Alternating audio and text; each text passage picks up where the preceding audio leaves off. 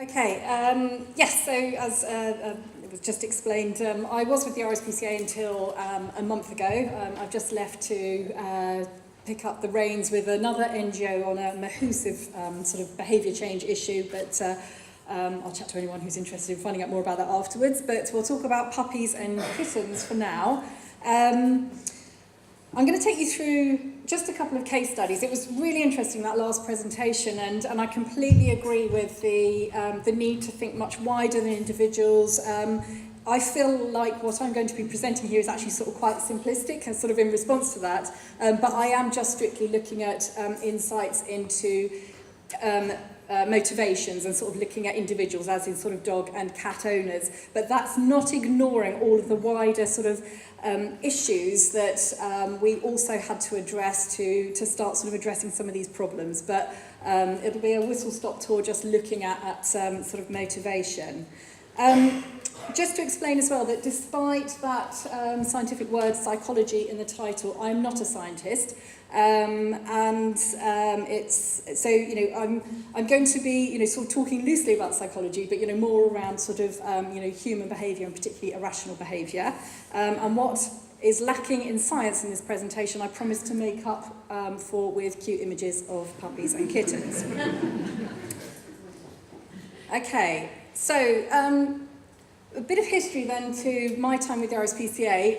My background is PR. I started with the RSPCA a long time ago as a press officer, moved over into campaigns and eventually sort of headed up the campaigns team at the RSPCA. You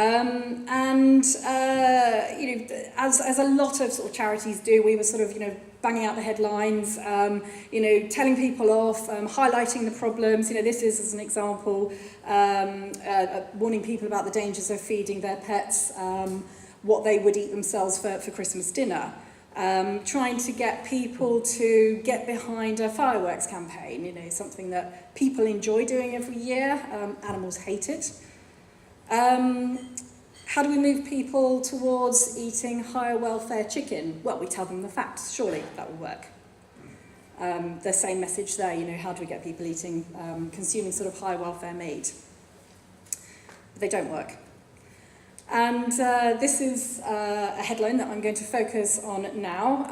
So trying to educate people about responsible puppy buying. Okay. First image, cute image. So just to give you a few facts, I don't know if many people are aware of this, hopefully some people are, but many of the puppies that are sold in this country are not actually bred in this country. We see huge numbers of puppies being imported from countries, Eastern European countries particularly, and you know, sort of changes in legislation, relaxation in sort of quarantine laws have opened the floodgates, and it's amazing how many people bring puppies in that they claim to be their pets, but they have thousands of pets. A lot of these puppies will have been bred in puppy mills. They will never have experienced life, in a family home. And they're at risk of developing disease, you know, diseases such as something really nasty called parvovirus. And, you know, it's fatal in young puppies, but you can't actually tell by just looking at a puppy.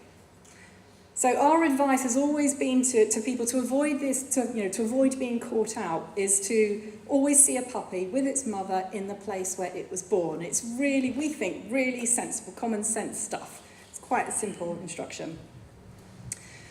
But this is a snapshot of the calls that the RSPCA receives on a really regular basis. So this was, I just took this from 1 month, you know, from earlier this year.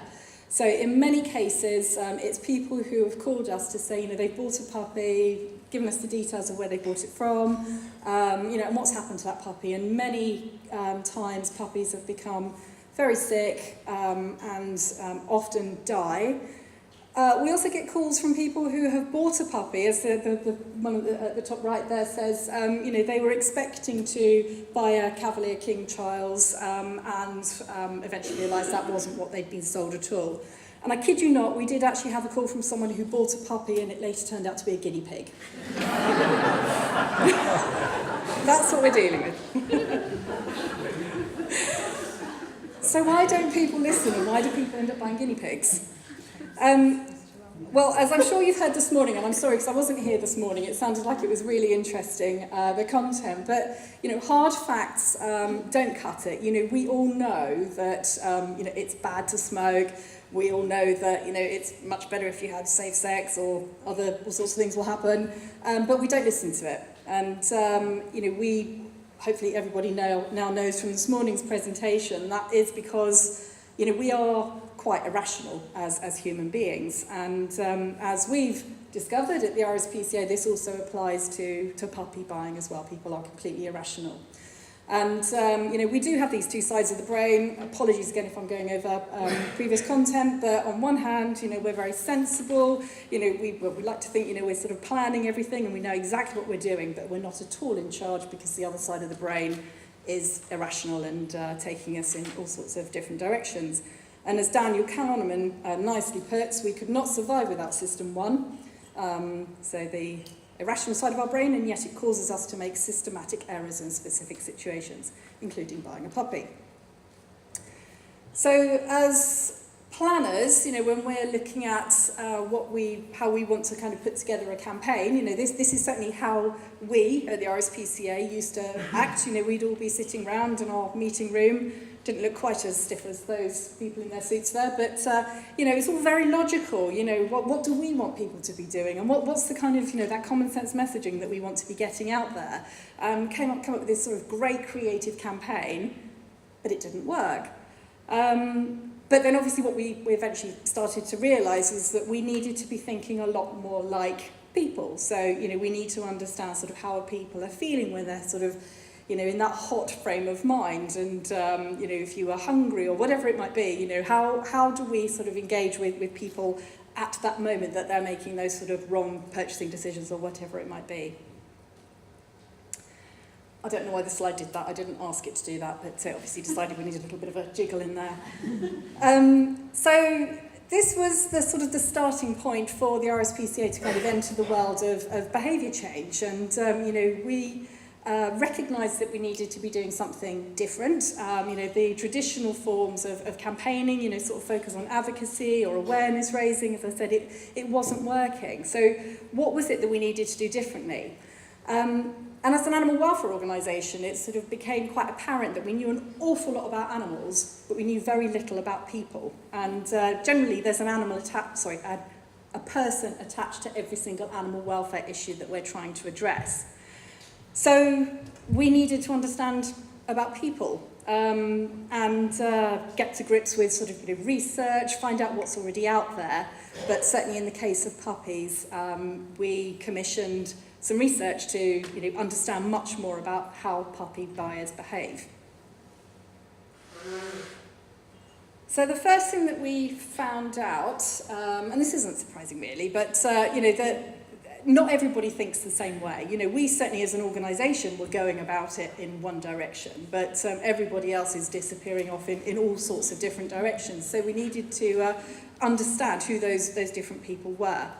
So just very broadly, we found out that some people will buy a puppy online, they'll choose the cheaper option, they'll be driven by looks and status, and sort of they'll go specifically for a certain breed of dog, and they'll buy on impulse. Other people, and these are our Gold Star students, they'll do their research to find a responsible breeder. They'll research the right dog for them, one that sort of works for their family, and they'll really think it through, and they'll take their time. They'll be patient in that decision making. And that's how we want everybody to act, but they don't. Okay, so having identified that we have different groups of people, we recognised that we needed to sort of segment people so that we could communicate or develop sort of different interventions for different people. We came up with this, well I say we worked with a market research company called ResearchWorks, who had developed an audience segmentation model for the Department of Health. In my early days of trying to understand sort of behaviour change, I stalked the NHS, public health, went to lots of social marketing conferences, and quickly became known as the crazy cat lady when I started doing sort of posters or presenting posters about cats, which I'm going to come on to in a moment. But It was at one of these first conferences that I was really excited by this segmentation model that had been developed for the Department of Health called Healthy Foundations. And they've got 5 broad classifications. We've just got the 3. And theirs goes sort of into much more sort of detail. There is a link to that. I suggest having a look. It's just really interesting to see how they've segmented individuals. One of their segments is called Live for Today, and those people have been identified as most resistant to behaviour change interventions. They don't see that they have any problem behaviours, and they literally live for today. And unfortunately, when we, having had our segmentation developed, we then overlaid that with the Healthy Foundation segmentation model and found that there were 4 times as many live for todays within our casual segmentation, so these are the impulsive puppy buyers, than there are in any other, of our other 2 sort of segments, which is worrying. So we have a problem. So, going back to the puppy buying process and just bringing in that, sort of how our brains work, we discovered that the decision to get a puppy was very deeply ingrained. That I don't know how many people are sort of dog owners here, and whether this sort of rings true. But if you you will know or would have known exactly what breed of dog you were going to get. And that would have been very much sort of influenced by an experience based on sort of childhood. It might be a dog that you had as a child yourself or as a family, sort of member, or just some other nice sort of childhood experience. That generally informs whether you're going to get a dog and what sort of dog you will get later in life. The point at which you decide you're going to get a dog, might just be triggered by something. It could be something you've seen on TV or just something that's reminded you and brought that experience to surface. So, we are talking about those casual puppy buyers, not the gold star responsible ones.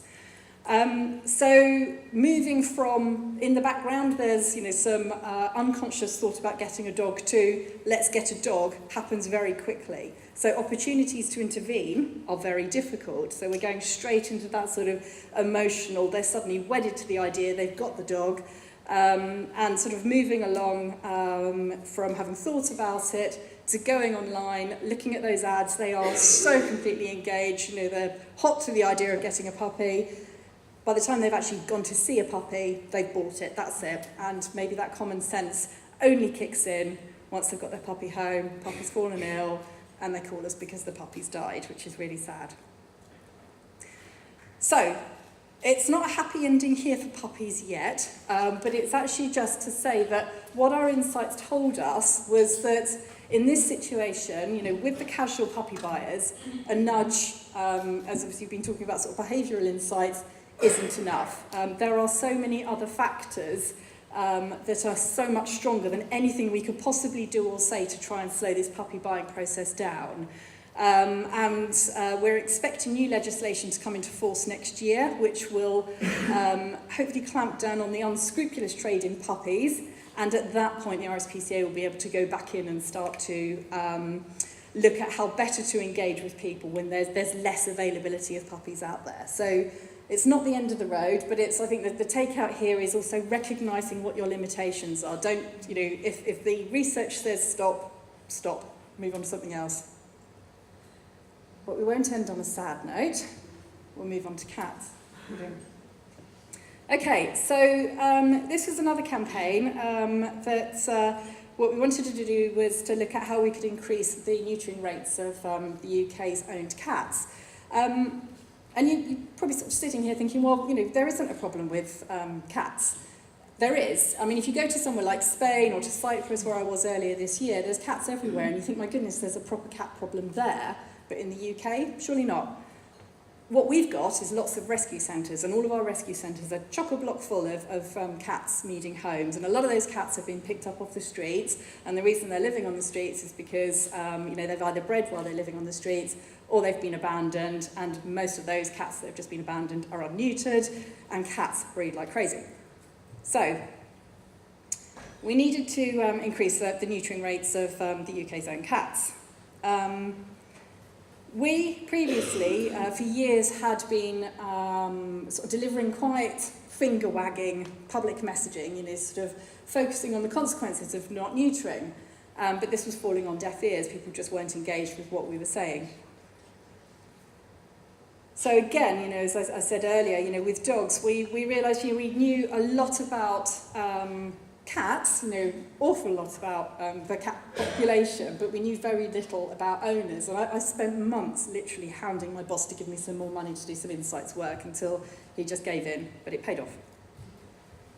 Okay, so we did some insights, and we've got some pretty sort of broad demographic information out there, so we kind of knew who the people, so it's younger generations, younger cat owners who are less likely to neuter, as are those of the lower socio-economic groups.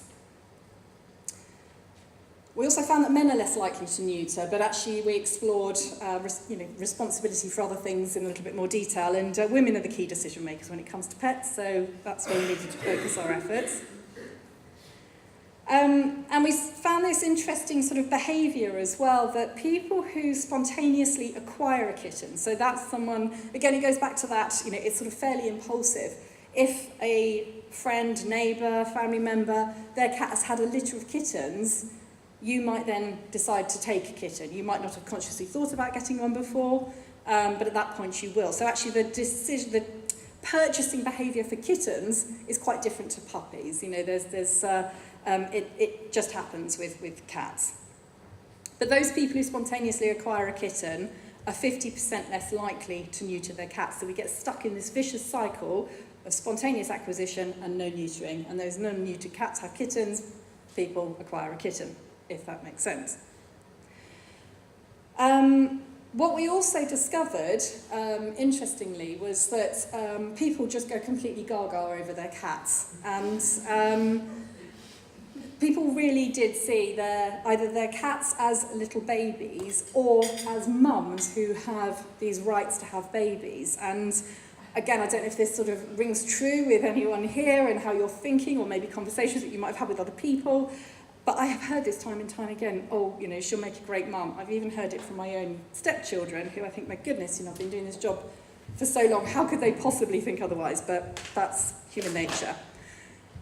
We also found that people weren't consciously deciding to not neuter. This is a bit of a funny sentence, really. They just weren't neutering. So, as I said, they're a bit like dogs. There were some people who just did it all, but a whole chunk of people who just didn't. But that was reinforced by this sort of anthropomorphic, sort of tendencies towards their cats. So, based on what we found out, what did we do next? Well, the first thing was to embrace anthropomorphism, and this took some real discussion because the RSPCA is an evidence-based organisation. We have a huge science team, and none of them, so they told us, being scientists, any scientists in the room, would be anthropomorphic at all towards their pets. Until we challenged them, and we found out, actually, even the chief vet admitted that, his pet was his baby. It's like, brilliant. So we could change things and, embrace anthropomorphism. We had to be less finger-wagging. That's a pretty obvious one.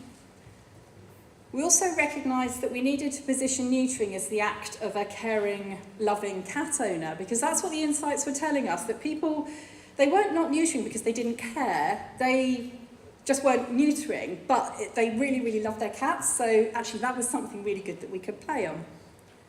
And we also found that we could position neutering as part of a package of responsible kitten care. So, they were having their cats vaccinated, they were having them microchipped, they were having them sort of flea and worm treated. They just weren't having them neutered. So if we package that all up as this is what you do as a new kitten owner, then that, as I will show you, would take us in the right direction. So this is what the new RSPCA neutering advice looks like. And as you can see, it contains lots of words with like care, protect, love. It's packaging up that neutering advice, and it uses lots of lovely, cute images. Interestingly, one approach that we try, because It's also worth bearing in mind, so, you know, obviously, as all organisations have their core audiences, you know, your Facebook followers, your Twitter followers, whoever it might be, the people that we needed to be talking to, the people who weren't neutering their cats, they didn't engage with us on, you know, sort of our social media channels, but they were big users of social media. So we developed a Facebook campaign that was around having a conversation with cat owners. And you know, we use sort of sponsored posts, targeted posts, and you know, literally just presented the facts around what we came to call the sort of the one litter myth, that you know, cats don't need to have a litter of kittens before being spayed, and started discussions around that, and it was really effective. So you know, for this particular audience, you know, having a conversation on Facebook worked brilliantly. So just to summarise the results, you know, this is going back sort of 3 years now when we started this campaign, 3-4 years possibly. We have seen a year-on-year increase in the rate of neutering, and we've been working in collaboration with a number of the other animal welfare groups, including the PDSA and Cats Protection, so we've got lots of measurements to draw on. And we've, I think most importantly here, seen a reduction in the proportion of owners who believe cats should have a litter before being neutered. Now, going back to that point about sort of looking at the wider system, you know, what we haven't yet seen, and I don't think we're going to see for a long, long time, is a reduction in the number of cats that are entering rescue centres. This piece of activity was kind of almost the easiest bit to do. It's we've managed to do with a few tweaks, but we've got an awful lot more to do to engage with those harder to reach audiences, the people who have other reasons for not having their cats neutered, so sort of cost, transport, all those other sort of barriers as well. So yes, there's sort of much wider piece of work to do there as well, but in the terms of this piece of activity, it has worked well. And that's it. So any questions?